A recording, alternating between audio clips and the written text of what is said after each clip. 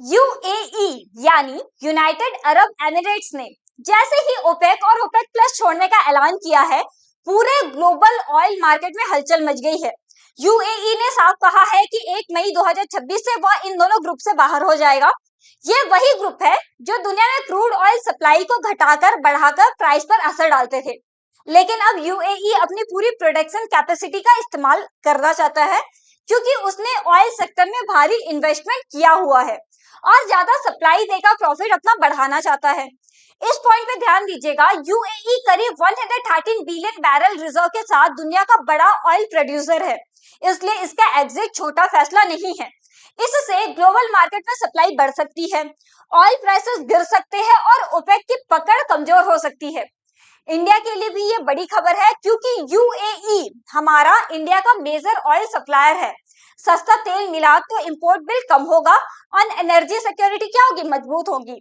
यानी ये सिर्फ एग्जिट नहीं है, ग्लोबल ऑयल पावर बैलेंस बदलने की शुरुआत है। तो आज के लेक्चर में हम इस टॉपिक को डिटेल में समझेंगे और यह भी जानेंगे कि यूएई का ओपेक से एग्जिट हमारे इंडिया पर क्या प्रभाव डालेगा। तो लेक्चर में आप अंत तक बने रहिएगा। चलिए, सबसे पहले हम समझते हैं ओपेक क्या है। ऑयल एक्सपोर्टिंग कंट्रीज का एक ऐसा ग्रुप जिसे हम क्या कहते हैं, ओपेक। और इसका फुल फॉर्म क्या है, organisation of petroleum exporting country. Oil exporting countries जितने भी है ना, वह सब इस ग्रुप में शामिल है। ये बात आप ध्यान में रखिएगा, ठीक है। इसकी स्थापना कब की गई थी, तो इसकी स्थापना की गई थी 1960 में। और कहां पर, बगदाद कॉन्फ्रेंस में इसकी स्थापना की गई थी, ठीक है ना। इसमें जो भी देश इसमें शामिल थे, जब यह इसकी स्थापना की गई थी, तब कौन कौन से देश इसमें शामिल थे, तो Iran, Iraq, Kuwait, Saudi Arabia और वेनेजुला, ये 5 देश ने मिलकर के इसकी स्थापना की है। ये बात आप ध्यान में रखिएगा, ठीक है। और इसका हेडक्वार्टर कहाँ है, तो वेन्ना, ऑस्ट्रिया में इसका हेडक्वार्टर है। इसका मेन उद्देश्य यही है कि ऑयल प्रोडक्शन को कंट्रोल करना और सप्लाई को घटाकर बढ़ाकर ऑयल इन्फ्लुएंस बढ़ाना, ठीक है। यानी जितना भी प्रोडक्शन आप कर रहे हो ऑयल का, उसको एक कंट्रोल में रखना, यानी एक लिमिट तक में रखना, ताकि जब उसको एक्सपोर्ट करे आप, तो इसके प्राइस क्या होगा, ज्यादा में बेच सकूं। ये इसका मेन काम है, ठीक है। चलिए, अब समझते हैं ओपेक प्लस क्या है। ओपेक प्लस की शुरुआत कब की गई थी, 2016 में की गई थी। और आप एक बात का ध्यान रखना, ओपेक से भी ज्यादा जो हाई इंपॉर्टेंट रोल रखता है वह कौन रखता है, ओपेक प्लस रखता है। यानी ओपेक प्लस में ओपेक की तो कंट्रीज ऐड है ही, इसमें नॉन ओपेक कंट्रीज भी ऐड है। यानी सबसे बड़ा कंट्री रसिया, इसमें रसिया जैसे बड़े प्रोड्यूसर शामिल है ओपेक में, ठीक है, ओपेक प्लस में। इसका उद्देश्य क्या है, ग्लोबल ऑयल सप्लाई को मैनेज करना। आप जितने भी ऑयल का सप्लाई करोगे पूरी दुनिया में, कैसा करना है, कितना प्रोडक्शन करना है, ये सारी चीजों के बारे में इसमें डिस्कशन की जाती है। और ऑयल प्राइस स्टेबिलिटी बनाए रखना, यानी आप कितने अमाउंट में आप ऑयल को बेचोगे, एक्सपोर्ट करोगे, इसके बारे में भी इसमें बताया जाता है। यानी आप अपना फिक्स कोई अमाउंट नहीं रख सकते। आप अपना मतलब कंट्री जो प्रोडक्शन करता है वो अपना खुद का अमाउंट से एक्सपोर्ट नहीं कर सकता। उसे कौन से अमाउंट पे एक्सपोर्ट करना है, जो ओपेक बताएगा उस वही अमाउंट पे उसे एक्सपोर्ट करना है, ठीक है ना। ओपेक प्लस का मार्केट इन्फ्लुएंस ओपेक से बड़ा है, ये बात आप ध्यान में रखना। और ओपेक प्लस मिलकर क्या करते हैं, दुनिया के तेल बाजार पर गहरा प्रभाव रखते हैं। और यूएई अब यही दोनों ग्रुप से बाहर होने का ऐलान कर रहा है। अब समझते हैं कि यूएई ने एग्जिट होने का फैसला क्यों किया। देखिए, यूएई ने ओपेक प्रोडक्शन का जो कोटा है, यह इससे बिल्कुल भी खुश नहीं था। अब ये कोटा क्या है, चलिए समझते हैं। देखिए, ओपेक के अंदर में रूल्स और रेगुलेशंस बताए गए हैं। कैसा रूल्स एंड रेगुलेशन, कि आप जो ऑयल का जो प्रोडक्शन करते हो ना, आपको एक लिमिट तक में ही करना पड़ेगा। यानी मतलब आप ज्यादा से ज्यादा प्रोडक्शन नहीं कर सकते।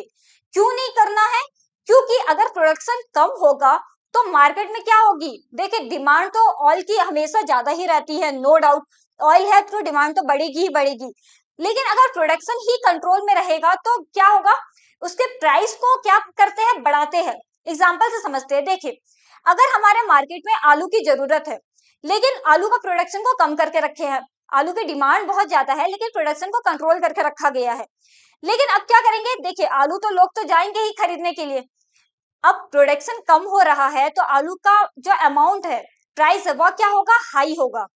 लेकिन पब्लिक को अगर खरीदना है तो वो तो हाई प्राइस में भी खरीदेगा ना। इससे क्या होगा, जो आलू का प्रोडक्शन करता है उससे क्या होगा, प्रॉफिट होगी। यही ओपेक चाहता है, जितने भी ऑयल एक्सपोर्टिंग कंट्री है जो ऑयल का एक्सपोर्ट करते हैं उससे क्या हो, ज्यादा से ज्यादा प्रॉफिट हो, इसलिए वह क्या करता है, प्रोडक्शन को कंट्रोल करके रखता है। और यही अभी यूएई नहीं चाहता है, ठीक है। कम प्रोडक्शन से ऑयल प्राइसेस ऊंचे रहते हैं, इसलिए यह कोटा में पूरी की पूरी तरीके से प्रोडक्शन सीमित रखी गई है, ठीक है ना। इससे ओपेक एक्सपोर्टर्स को अधिक प्रॉफिट मिलता है, ठीक है। यूएई अब क्या चाहता है, यूएई ज्यादा प्रोडक्शन करना चाहता है और मार्केट शेयर बढ़ाना चाहता है। देखिए यूएई अब ये चाहता है कि वह ओपेक से बाहर निकले और अपना खुद का रूल्स एंड रेगुलेशन पे चले, यानी जो एक लिमिट था प्रोडक्शन करने का वो अब उससे ज्यादा प्रोडक्शन करना चाहता है। क्यों करना चाहता है, क्योंकि यूएई ने अपना इन्वेस्टमेंट ऑयल पे ज्यादा इन्वेस्टमेंट किया है, तो वह क्या करता है, रिटर्न इन्वेस्टमेंट भी ज्यादा चाहता है। और नो डाउट अगर आप किसी चीज में इन्वेस्ट कर रहे हो तो आपको रिटर्न इन्वेस्टमेंट चाहिए रहेगा, ये तो ऑब्वियस सी बात है, और यूएई भी यही चाहता है। देखिए अब क्या होगा, यूएई ज्यादा प्रोडक्शन करेगा तो ऑयल का प्राइस क्या होगा, ऑब्वियस सी बात है कम होगा। ज्यादा प्रोडक्शन क्या होगा, अगर मार्केट में आपको चीजें ज्यादा से ज्यादा अवेलेबल हो तो उसकी प्राइसेस क्या होती है, कम होती है। तो प्राइसेस कम होगी तो क्या होगा, यूएई मार्केट में ज्यादा अपना पकड़ जो है बढ़िया बना सकता है, ठीक है। और जितने भी उसने इन्वेस्टमेंट किए हैं उससे बेहतर इन्वेस्टमेंट, रिटर्न इन्वेस्टमेंट वह ले सकता है, ठीक है। एग्जाम्पल से समझते हैं। देखिए मार्केट में जैसा मैंने आलू का एग्जाम्पल दिया था, आलू का एग्जाम्पल ही लेते हैं। एक दुकान में आलू की कीमत है 50 रुपए, दूसरी दुकान में आलू की कीमत है 50 रुपए, लेकिन तीसरे दुकान पे आलू की कीमत है 30 रुपए। तो आप कहाँ से आलू खरीदोगे, ऑब्वियस सी बात है ना, जहां पे आलू का दाम कम मिलेगा आप वहीं से तो आलू खरीदोगे। देखिए प्रोडक्शन आप भले ही कितना भी करो, लेकिन अगर प्राइस एक बराबर है तो आप कोई भी दुकान से जाकर के खरीद लोगे ना आलू, है ना। आपको किससे फर्क पड़ता है, आपको दाम से फर्क पड़ता है, आपको इससे थोड़ी सा फर्क पड़ रहा है कि कहाँ पे कितना प्रोडक्शन हो रहा है आलू का, कितना प्रोडक्शन नहीं हो रहा है। यही चीज यूएई चाहता है। देखिए वह प्रोडक्शन को तो बढ़ाना चाहता ही है, साथ में वह जो एक्सपोर्ट करेगा ऑयल का उसका दाम को भी कम करना चाहता है, ताकि वो जो है एक ध्यान केंद्रित कर सके कंट्रीज का।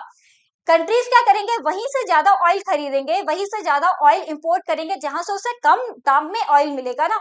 और यही ध्यान केंद्रित यूएई चाहता है, ताकि वह अपना बेहतर रिटर्न इन्वेस्टमेंट कर सके, ठीक है। इंडिपेंडेंट पॉलिसी बनाकर एक्सपोर्ट वह अपना बढ़ा सके, ठीक है।